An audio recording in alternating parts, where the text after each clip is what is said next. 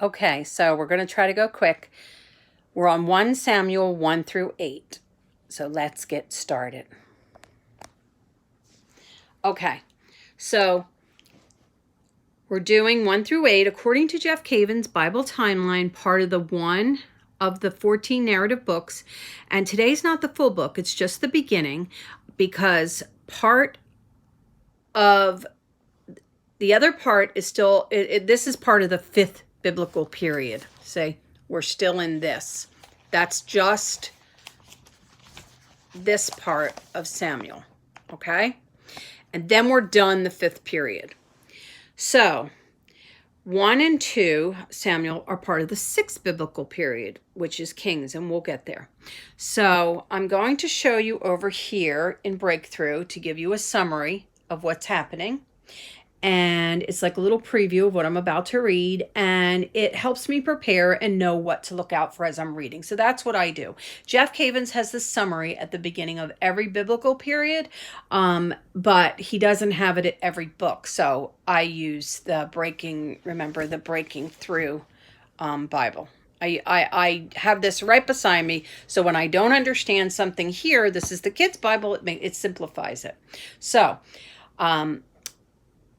okay, it says, have it your way, but don't say I didn't warn you. Perhaps you've heard these words somewhere along the line. This is the message God gives the people through Samuel, the last of the judges. The people want a king, and it seems as if that's all they care about. They just want to be like every other nation. So God agrees and sets into motion a new era in Israel's history. Some of you might remember that Samuel was destined to be a prophet. You're going to see that play out here.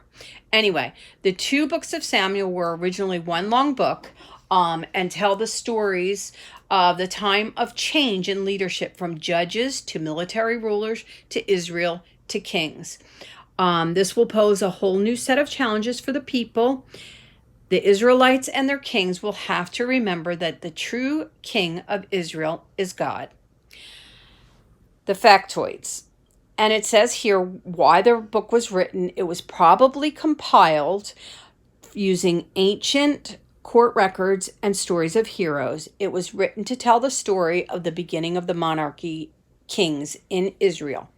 The time is between 1040 to 1000 BC, and it tells how it fits into the Bible. 1st and 2nd Samuel are very important books because they tell the story of Israel's greatest king, David. Now today we're only going through 1 through 8 because that's the end of the 5th biblical period of judges and conquests. And then this also says the Jesus connection is Jesus is from the line of David and is often compared to David. Then the 3 important themes. Faithfulness to God leads to success. Disobedience leads to disaster. Israel's kings are chosen by God and responsible for God's interests. The person God chooses is often not the person we might choose. Okay, so we're going to get started with the Samuel 1. Samuel's birth and dedication. So there was a man named Elkanah. He was an Ephraimite, which means he was from the tribe of the younger sons of Joseph, who, remember, is the son of Jacob, who is the son of Isaac, who is the son of Abraham. Okay, so Elkanah had 2 wives, one named Hannah, the other named Peninnah. Peninnah had children, but Hannah had none. Every year, the family would go up to worship and sacrifice the Lord at Shiloh. Now, sadly, Peninnah liked to irritate and provoke Hannah because the Lord, quote, closed her womb every year. Hannah would eat, and Elkanah, her husband, would say, Hannah, why do you weep? Why is your heart sad? Am I not enough for you more than 10 sons? Well, they get to Shiloh. And after they've eaten, Hannah left the table to go into the temple. And Eli, the priest, who was a Levite from the tribe of the Levites, one of Joseph's 12 sons, he was sitting nearby and noticed Hannah was deeply distressed, praying to the Lord and weeping bitterly. So, I'm going to go over here and Hannah was praying to the Lord that she would have a son, and if the Lord would give her this, she would give him to the Lord. Eli observed her lips moving, but couldn't hear her speaking, so he thought she was a drunken woman. And he spoke harshly to her. "How long will you be drunk? Put away your wine." "I'm not drunk," Hannah told him. "I'm pouring out my soul before the Lord with anxiety." Eli recognized his mistake, and he said, "Go in peace. The God of Israel will grant your petition." So they go home, and Hannah conceives a son, which is Samuel. And then she goes up to dedicate him to the Lord once he's weaned from her. And so by the time we get to Hannah 2 is Hannah's prayer. And I like this. I like it over here in Breaking Bread because it's, it's more for children, so they simplify it, and using the story, if you ever judge. Now, where's that story? Oh, okay. I like the prayer over here, not the Hannah prayer. I'm sorry. It says, if you ever judge someone else's behavior only to find out you were wrong, try this prayer when you're tempted to judge someone else without knowing what's really going on. And it gives a little prayer here. Lord, help me not be so quick to judge others, especially during a prayer service or mass, even though it may look like they're sleeping or daydreaming. They may also be deep in prayer, as I should be at those times. Give me the deep faith of Hannah, and let me focus on you during prayer, not the actions of those around me. Amen. Which I think is a great prayer because 2 points. First, it's teaching children that what we're supposed to be doing at Mass. And it's one of the first steps to learning to develop your prayer life. So back here to Jeff Caven's Bible, Hannah's prayer that she was so passionately praying, which is an amazing prayer, and it's quite long. She was praising the Lord, and it's very interesting. So, but what I like about, you have to get off of there, sweetie. But what I like about Breaking Breads is they simplify it. So she's happy and she's thanking the Lord and praising him. And I like the part of how it goes to how the Lord transforms people without regard to their beginnings. But over here in the breakthrough box, it parallels, and this is really good. This is a lot like the way Jeff Cavins does. It parallels Hannah's prayer and Mary's prayer during the Gospel of Luke, and then Hannah and Elizabeth with their sons Samuel and John. He parallels them here too. Samuel and John the Baptist, both playing key roles preparing the way for great kings. Samuel anointed King David, and John baptizes Jesus. Very powerful.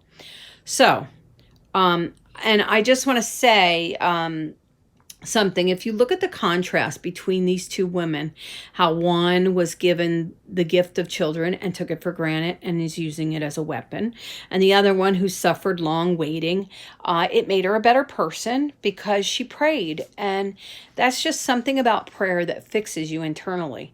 Now, Jeff Cavins has a DVD out there called Polished Arrow. I shared it on my Facebook today, so where he demonstrates the steps involved in making a polished arrow and shows how this process is similar to our own spiritual growth. And he also offers 2 free talks. That's like $10 for the CD, and the DVD I think is $20. So the CD's the same, just without his face. So I would get the CD if it were me. It's very good. He also offers 2 free talks on YouTube that especially if you're teaching children, it's good. He also offers 2 free talks on YouTube that I posted on my Facebook today. One of redemptive suffering and another one on the growing in holiness. And that's what's happened here with Hannah. And he also has an hour-long talk entitled Jeff Cavins, When You Suffer, Biblical Keys for Help and Understanding. It is amazing, but that one's an hour-long one. So, let's look at Eli's wicked sons. Apparently, Eli's sons were worthless men that had no regard for the Lord. And they would disrespect people when they came to give their offerings to the Lord, and the disrespect the offering itself. This is very serious sin to the Lord. So, let's see, we're going to talk more about him, but then they jump for some reason. They jump to Samuel as the boy, and then they go back to Eli's sons. Okay, so as Samuel is ministering with a linen ephod, because of course you know that she gave Samuel, after he was weaned, to Eli, the priest. So as a boy, Samuel is ministering with a linen ephod, which means a priestly garment, or means divinant. Down here it says it's either distinctly priestly garment or means of divination used by the priest for sacred lots. Okay, so she would take, each year his mother would make him a little robe and take it to him each year, and the priest Eli would bless her. So the Lord visited Hannah again, and she conceived and bore 3 more sons and 2 daughters. So now back to Eli. Eli, the priest, tries to correct his sons. He's very old, and he's hearing about what his sons were doing all through Israel when they go to get the offerings, when they're at the church, quote, tent meeting. So, and also that they were laying with women that served at the church / tent of meeting. He said to them, if a man sins against the Lord, who can intercede for him? No, he says, if a man sins against a man, God will mediate for him. But if a man sins against the Lord, who can intercede for him? They wouldn't listen. The Lord holds high standards to anyone who is appointed as a priest back then and today, the highest of standards. And these two obviously resented being born into that role like that, and they were acting out. And it reminds me of the royal families. They're born into that role as well. But when you're born to serve the Lord, he doesn't want any excuses. And especially today, with the priests who choose to serve the Lord, and they go through a long process of discernment today. I don't know how much different it was back then, but anyway, God does not like excuses, no matter what. Samuel's virtues. Meanwhile, Samuel continues to grow in holiness and favor with the Lord and the men of Israel. So, a prophecy against Eli's household. So one day, an older man, a prophet from Eli, gave him a long kind of scary prophecy. First, he brought up his sons taking the offerings to the church and keeping them for themselves greedily. And then about his sons both dying on the same day. And spoiler alert, it does happen quite dramatically, as a matter of fact. Okay, so then it says, about one of your descendants I will raise up as a faithful priest. But if both of the sons are dying, it just gets a little confusing. And even breaking out doesn't clarify it, but it does get clarified up later. And I'll tell you when. So, I think this is what his 2 sons are, Hophni and Phinehas. And I think this is why people give up on reading the Bible, because the words can be confusing, the language is confusing, because the language changes over time. Not only that it's translated from a different language altogether, and then thirdly and fourthly, the culture was so different back then. So they're not only using different styles of speech and literature, but also cultural differences. So there's just so many reasons why. But that's why I use both Breaking Bread and this, because when I get confused, I can jump over there. So it's just a little tip. Okay. Samuel 3. The Lord calls Samuel. So here's the famous story most of us know, when the Lord keeps calling Samuel, Samuel, and he keeps laying down and getting back up. And then finally he tells the Lord, speak, your servant is listening. And the Lord tells him, that he's going to punish Eli's house forever because the sons were blaspheming God. And Eli didn't restrain them. And then Eli forces him to tell him about the vision, because of course he doesn't want to tell him. And Eli had been told this, as we know, by that older prophet. So twice, almost like God was warning him twice. Because then it's interesting here at the last sentence here. He says, and he said, it is the Lord, let him do what seems good to him. So I wonder if he's trying to tell Eli two things. First, to tell Eli, you just need to accept it, because as you'll see, Eli does not take it well when both his sons are killed on the same day. And he's older. It already said that. And it's all very traumatic. You'll see how it happens in this next section. But before we go there, the reason why I believe it's not only because the language that God is warning him, but also a warning dream about something very traumatic in my life, which is very personal. So I'm not going to tell it, but I can tell you, I can relate very intimately with this because the Lord warned me what was about to happen. Of course, I didn't realize that at the time. And it seems to me the Lord is trying to warn Eli here, maybe to try and reduce the shock so it doesn't kill Eli. Hashtag spoiler alert. Sorry. But I just wanted to explain that to you. And here's another but the Lord is also saying. This is the second reason. Saying in that statement, look, I have to do what I have to do. He's basically telling him, almost apologetically, almost like he knows Eli is old and he can't control his sons, but Eli himself was a good priest, just not good at controlling his sons who are disrespectful. So there are many facets to this, and that's why I wanted to bring it up like that. Okay, so Samuel 4. Samuel's prophecy and the capture of the Ark of God. The Lord comes to Samuel again, and Samuel's reputation to Israel as a prophet becomes well known. And Israel goes to battle against the Philistines. Eli's two sons, Hophni and Phinehas, brought the Ark of the Covenant. That's over here. Brought the Ark of the Covenant while they are in this big fight with the Philistines. So the Israelites were so excited to see the Ark of the Lord come that they shouted.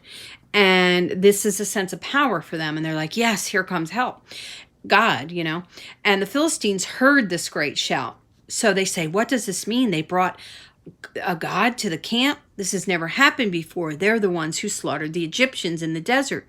And we need to be brave or we will become slaves to Israel like they were for us. So the Philistines fought very, very hard, and they captured, they won, and they captured God's covenant box. Meanwhile, both Eli's sons were killed, just like the prophecy said, on the same day.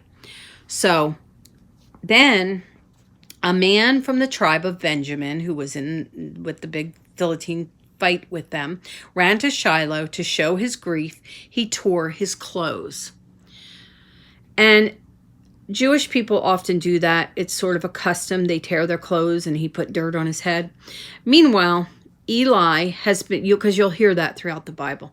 Meanwhile, Eli has been very worried about the covenant box as well as his sons. So the man from the tribe of Benjamin finally gets to him, and he tells him. And he obviously Eli is 98 years old and blind, it mentions here. And the man excitedly tells him about, that his sons were killed and God's covenant box was also captured. So when Eli heard this, he fell backwards from his seat on the gate, and he was so old and fat that the fall broke his neck and he died. He had been the leader of Israel for 40 years. So, meanwhile, the wife of Phinehas was pregnant and about to give birth.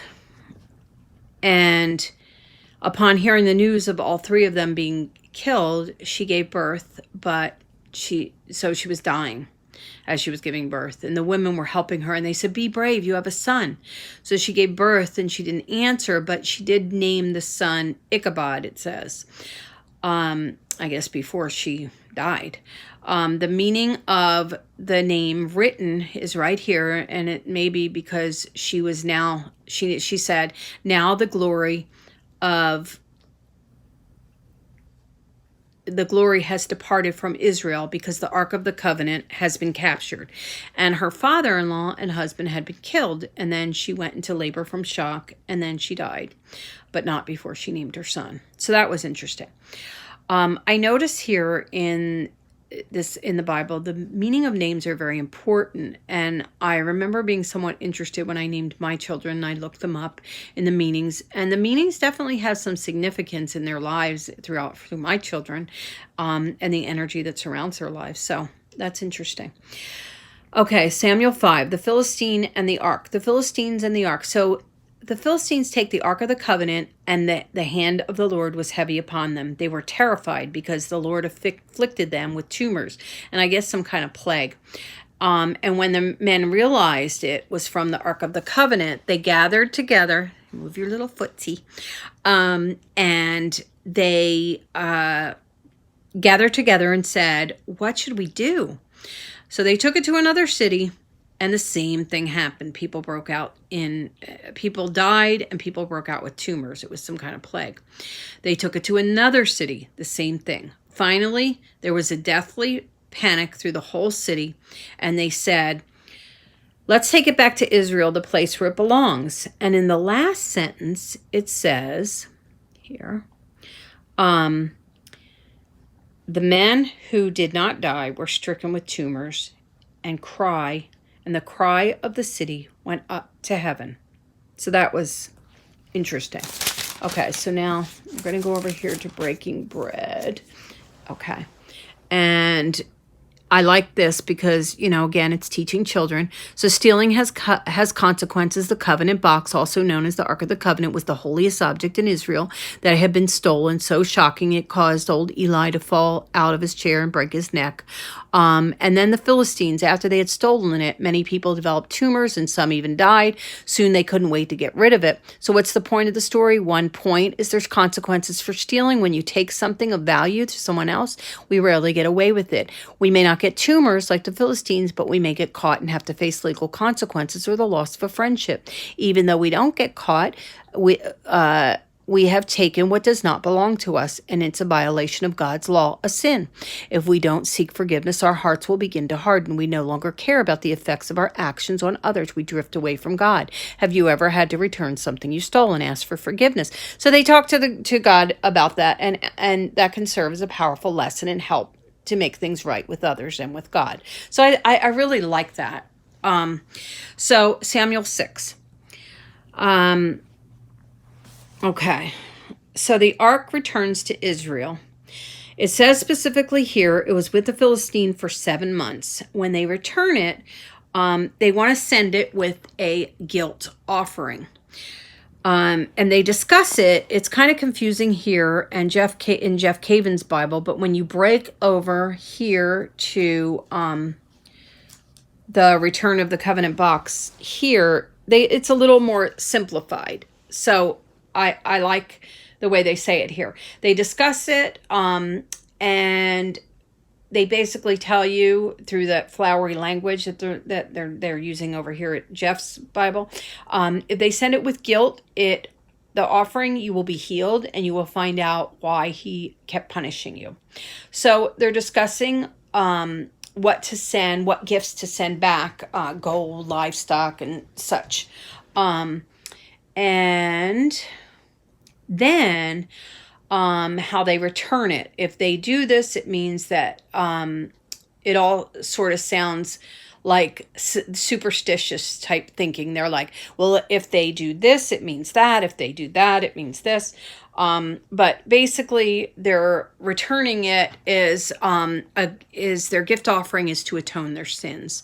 The people of Israel are very happy to get it back. Is it over here? They're very happy to get it back, and but the Lord killed 70 people because they looked inside the covenant box. Can you move your little tail, sweetie? And the people mourned because the Lord had caused such a great slaughter among them. So they got it back, but not without consequences. Okay, there is a key event up here. Israel asked for a king, but we're going to get to that in 8. So now we're at 7. The ark of Kirith Jearim. So the ark was brought back to Abinadab's son Eleazar, not the same Eleazar from one of the previous books, a different one. So 7. Samuel. I thought we were on 7 here. Yeah. So Samuel as the judge of Israel. Okay. Basically, it's just talking about Eleazar over there. So Samuel is the judge of Israel. Samuel said, the house of Israel, if you're returning to the Lord with all your heart and put away the foreign gods, Baal and everything, and direct your heart to the Lord, he will deliver you out of the hand of the Philistines.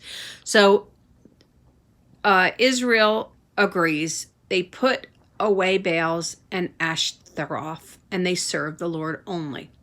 So Samuel cries to the Lord for them on behalf of Israel, and he's offering up the burnt offering to the Philistines. And the Philistines drew to attack. But the Lord thundered with a mighty voice against them and threw the Philistines into confusion. Move your little tootsie. But let's see. Okay, so they were routed before Israel, and Israel struck them. So the Philistines were subdued, did not enter the territory of Israel again, and the hand of the Lord was against the Philistines all the days of Samuel. The cities in the Philistines that had been taken from Israel were restored to Israel. Israel rescued her territory, and there was peace also between Israel and the Amorites. So, Samuel judged Israel all the days of his life, and back at home he administered justice to Israel, and he also built an altar to the Lord. So 8. 1:8. 1 Samuel 8. Israel asked for the king, the key event from Jeff Caven's timeline, which I'm going to do the bracelet after because